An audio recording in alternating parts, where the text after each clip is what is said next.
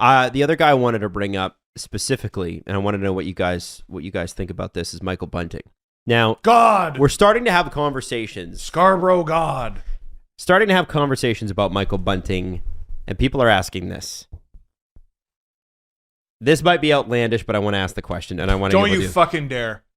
Is Michael Bunting currently a better fit on that line than Zach Hyman would have been currently? Contract out of it. That's not what I thought where you were going.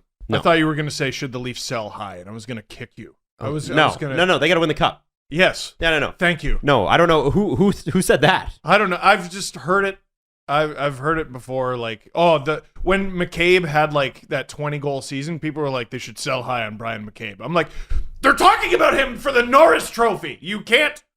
No, you build around someone like that. Michael Bunting. I understand the logic, but you have to think with a soul. Yeah, it's not, it wasn't the question. Yeah. Sorry. Sorry. I was pre-arguing. You made up your own question and then got mad about it. And then asked himself the And answer. then- And then got mad I at fucking himself. dare you. What? How could you say that? First, you ask Berkshire to work when he has COVID. Then you're telling him to work 30-hour days, and now you want to trade Michael Bunting? Fuck No you, one asked Wild. Okay, so Jesse, I'm going to go to you.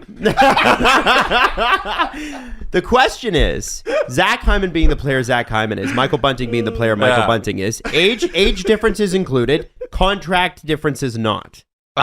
Is Michael Bunting a better fit with Marner and Matthews than Zach Hyman would have been this year? Bunting he adds a different element to the line because he's a threat to score. And you never looked at Zach Hyman in the same way as, he can get a hat trick on a Saturday night. Oh, I disagree. Oh, I 100% don't think anybody thought, okay, it's Marner, it's Matthews, and it's Hyman. And you know what? Hyman's going to have that hat trick on Saturday. But Bunting adds that element. You thought Bunting was going to get a hat trick? I didn't think so, but now that I know what kind of player he is after watching him for half a season, I'm like, there's a threat to score on that line in addition to Matthews and Marner. Mm-hmm. And whichever one you want to go with, if you want Hyman on that line or you add Bunting or you want Bunting on that line, they're different players. They're not the same. Right. They're not the same third option to those two guys. They're bringing something different to the table. So it depends on what kind of hockey you want to play with that line. That line's going to be. If they're an overall in NHL 22, because as a GM, that's how I look at things. If that line is a 95 combined with each of those guys, I think they'd be at the same level, but they would bring different roles to each. What role do you like better?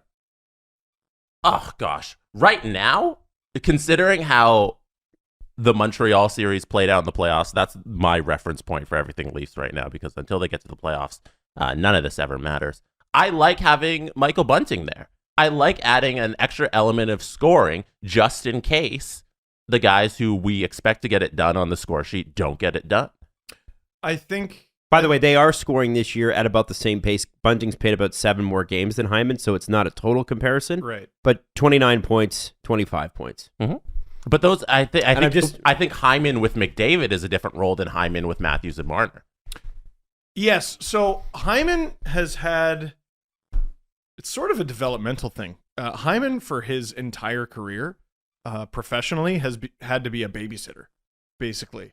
And, Babcock is like, all right, you're going to babysit Matthews and Nylander. And he's like, I'm a rookie too, but okay. And, so I'll try to figure it out. And basically every line he's been on, he's sort of filled the role of defensive specialist. Mm-hmm.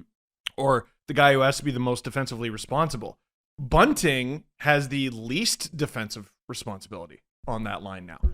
They're forcing, Matthews has been great defensively. This after this offseason has turned into a defensive force. Like yes. his two-way game as a center is unbelievable. And that's why it's a completely different game with Bunting as opposed to Hyman, because Hyman handled a lot of that for him. And Mitch too. And Hyman is stronger. He's more brute force. He's probably stronger in front of the net, which I think is going to piss some Leaf fans off. But I've seen the dude; he's jacked. But Bunting plays the game with more aggressiveness and violence. He's more annoying to deal with. Mm-hmm. Hyman can defend himself. Bunting is an asshole. And there's a huge difference. There's a huge difference. There's an element of fuck you that Bunting brings that the Leafs sorely need. I'm not saying that to take anything away from Hyman, but it's completely changed the structure of that line. I know that, Jesse, people are going to get on you a little bit for saying, well, Zach Hyman scored over 20 goals and, blah, blah, blah, blah. It took a while, and people forget, it took a while for Zach Hyman to develop that scoring touch. Yeah. And while he had especially his last 2-3 seasons, he had 2 21-goal seasons, it started to kind of pick up. I'm with you. I think there's more of a finish in Bunting's game. I think that's fair to say. And Hyman finally started to get his power play cookies too. Yeah, they true. didn't give him any. That's true. Yeah, how a many of long those time. are 5-on-5 goals with the line we're talking about? Isn't that the instance we're talking about 5-on-5 when the first line is running? Yeah, Bunting doesn't Not- have a ton. Yeah, Hyman Bunting's not running on the power play, getting extra cookies there. Hyman had 3 power play goals 2 years ago, 3 last year, and 3 this year, and before that, 0. So his power play points were 6, 5, and 5. He's only got 16 career power play points. Yep. I'm surprised. Bunting, I just thought, I do see a different element to what Matthews and Marner do with Bunting out there. It just seems a bit more, a bit quicker. Does that make any sense? Oh, it's way quicker. They're also better players. Like maybe Hyman, Matthews and Yeah, Marner are they also are. better players from when they were together last year. So It is amazing. There's this kid, he's 24, who'd played 26 NHL games. 26 Bunting. games. Yeah. Bunting. He's now played 42, so he doubled that this year. And I have to give enormous credit to Kyle Dubas for finding that. Yep. And signing him to a 2-year deal. Mm-hmm. And there's been times to criticize Kyle Dubas, and we've taken them. I think on this one, you look at what he's done with Kampf, Kasha, and Bunting. Unflippin' believable signings, all of them. Yeah, super important. People pointing out Richie. Yeah, the deal hasn't been good. People pointing out Mrazek. The guy's been hurt. And I don't even think he's played that bad when he was playing. No, Not but to replace not just Zach Hyman as an idea, as a player, but as an idea.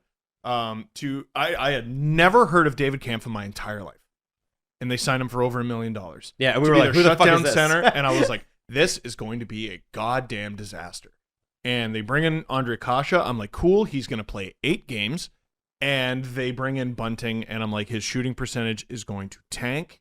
And there was a moment this season where they put him on the 4th line, and I was like, oh boy, this is not going to go well. And the Oilers have won 20 of their last 15 games to start the season. Yeah. And he's gonna look really bad. And Bunting, Kasha, Kampf, like what a ridiculous trio of signings up front. Michael Bunting's shooting percentage last year is 26.3%. Now, if you're Kyle Dubas and you look at that and you go, even if that regresses in half, that's still a 20 or 30 goal guy. Right. Now he's shooting 14% this year. Really? I thought you were gonna say it went up, which is a career low. Because his first season in Arizona, he scored 1 goal and he played 5 games, so he had a 20%, and last year's 26%. Love it. This is, I have to say, credit where it's due. It's amazing. It really is on forward. To me, this is my favorite, especially in the last 20 games, my favorite forward group I've ever seen with the Toronto Maple Leafs, ever. I'm talking about JVR, fun. I'm talking about Bozak, I'm talking about Kadri, this group, and I have a lot more confidence with David Kampf on the ice. And I think people, given the season that Nazem Kadri's had, and given that we're Leaf fans and we're always lustful for the past which is always horrific. I don't know why we're doing this to ourselves. Nazem Kadri's had an unbelievable year. Yeah. He's on pace for 120 points. It's insane. That doesn't mean that David Kampf is not a really good fit for that role.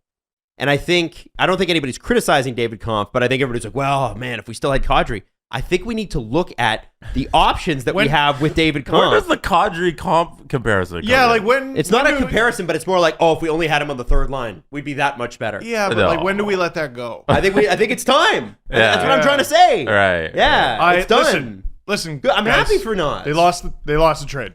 All They right, did. Move on. Yeah. Mason Marchment, too. Oh, yeah, you all fucking called it. Oh, Mason Marchment was not... I don't think Mason Marchment was getting a shot on the Leafs. There were not a shot. Guys. Not a hope in hell.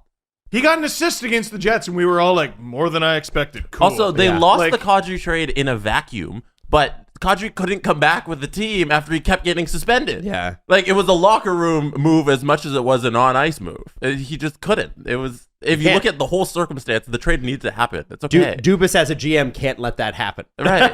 And I think the other thing is the imagine the shit he would have got. Oh yeah, 1,000%. And listen, I love Nas. We've said that before, but I think this forward group is my favorite one.